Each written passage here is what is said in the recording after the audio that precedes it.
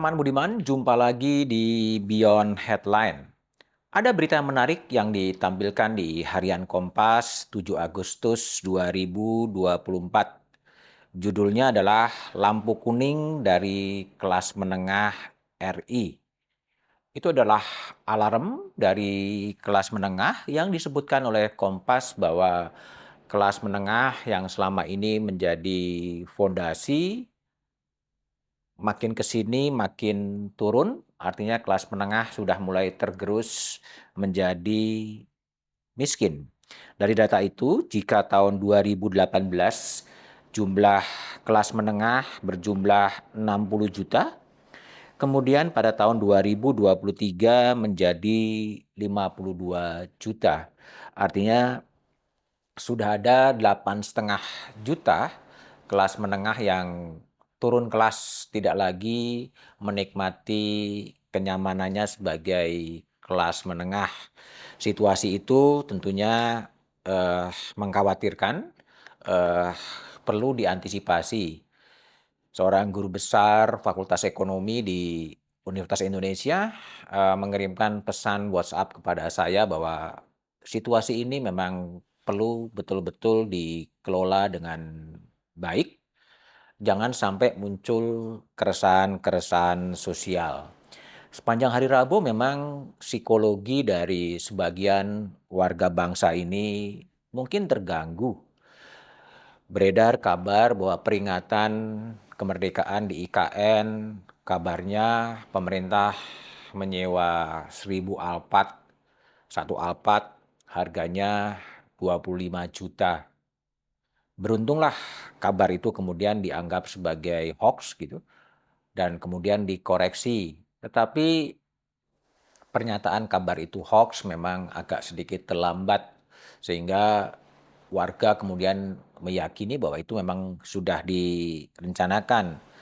Kalau 1.000 mobil Alphard dengan satu Alphard 25 juta berarti ada 25 miliar yang disiapkan untuk transportasi. Syukur kemudian itu ditiadakan diganti dengan bus.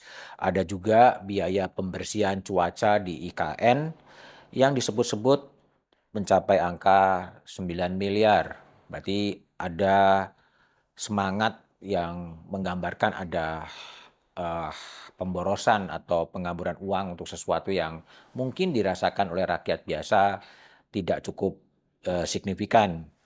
Kepala Staf Kepresidenan Jenderal Purnawen Muldoko ketika ditanya seperti dikutip media mengatakan kalau untuk National Day atau hari kemerdekaan menurut saya nggak ada yang mahal karena itu adalah hari kita. Situasi itu memang sedikit menimbulkan kegamangan bagi warga. Sementara di elit politik, di elit partai politik justru yang ramai dibicarakan adalah bagaimana mereka mendiskusikan siapa yang akan menjadi calon gubernur di satu tempat dan di tempat lain. Sehingga dikabarkan bagaimana penguasaan wilayah lapak-lapak politik di Banten, di Jawa Barat, di DKI, di Jawa Tengah, di Jawa Timur, coba diatur. Yang agak mengganggu adalah ikhtiar-ikhtiar untuk menciptakan calon-calon tunggal, ya, calon-calon tunggal yang sedikit dipaksakan gitu, sehingga calon-calon potensial yang ada di bawah, katakanlah Jakarta dengan Anies Baswedan yang popularitasnya cukup tinggi, berpotensi untuk tidak bisa berlayar dan itu akan disiasati dengan kegagalan partai politik untuk mencapai kesepakatan di situ gitu. Inilah yang kemudian mengganggu rasa perasaan publik sehingga dinamika politik seakan bergerak tanpa value, tanpa nilai ya sehingga yang terjadi adalah politik adalah tiada musuh dan kawan abadi selain kepentingan. Kepentingan sekarang adalah kepentingan bagaimana kekuasaan itu bisa diperoleh. Kadang-kadang ada inkonsistensi di kalangan partai politik kita gitu. Pada satu sisi mengkritik dinasti politik, pada sisi lain juga mendukung dinasti politik. Pada sisi tertentu mengkritik praktek nepotisme, praktek korupsi, tetapi juga mendukung nepotisme terjadi. Memang dalam suasana campur baur gitu, ditambah dengan situasi global yang mencemaskan. Bagaimana kerusuhan sosial meledak di Bangladesh, ya, sehingga PM Hasina yang approval ratingnya tinggi, hampir 70% kemudian harus kabur ke luar negeri, ke India, kemudian militer men-takeover situasi, dan kemudian ditunjuklah Muhammad Yunus untuk membantu proses transisi kekuasaan yang ada di Bangladesh. Di panggung pengadilan juga kemudian muncul ungkapan Blok Medan yang kemudian bermain di tambang, ya. Blok Medan itu adalah menyangkut pada wali kota Medan Bobi Nasution, tapi Bobi mengatakan tidak mau mengkomentari itu. KSP juga tidak mau mengkomentari itu karena itu adalah domain di luar kekuasaan KSP. Apapun ini menimbulkan kegalauan, menimbulkan pertanyaan apa yang sedang terjadi, sehingga sedikit mengganggu rasa perasaan publik yang harus kemudian dikelola. Ada lagi pernyataan dari Benny Ramdhani yang secara gagah berani mengatakan ada pengelola judi online berinisial T, tapi dan mengatakan pada waktu itu orang yang tidak pernah tersentuh hukum, tetapi kemudian juga tidak ketahuan setelah diperiksa oleh Mabes Polri di Barreskrim.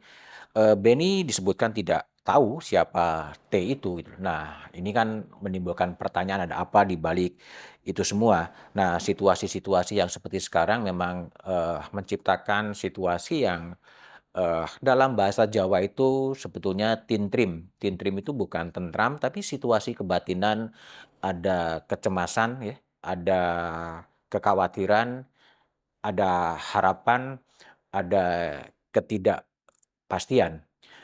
Sehingga memang situasi publik seperti sekarang ini memang perlu betul dikelola dengan baik. Presiden terpilih Prabowo Subianto betul-betul perlu mendengar suara-suara keresahan publik agar keinginan untuk membangun Indonesia setelah 20 Oktober itu bisa berlanjut dengan mendengarkan rasa perasaan publik itu sendiri. Karena dikhawatirkan jika perasaan ini dibiarkan, bisa terjadi hal-hal yang mungkin tidak kita inginkan.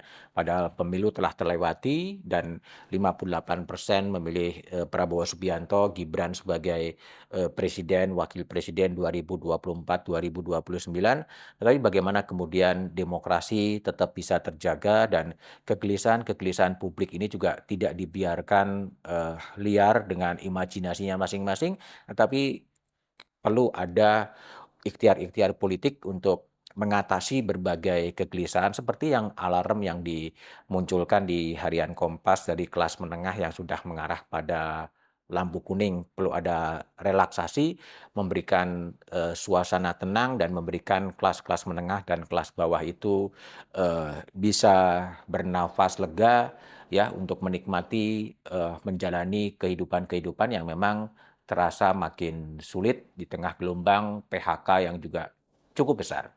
Ini yang perlu dicermati secara bersama-sama agar semua proses transisi kekuasaan ini bisa berjalan dengan baik dan bisa berjalan dengan lancar.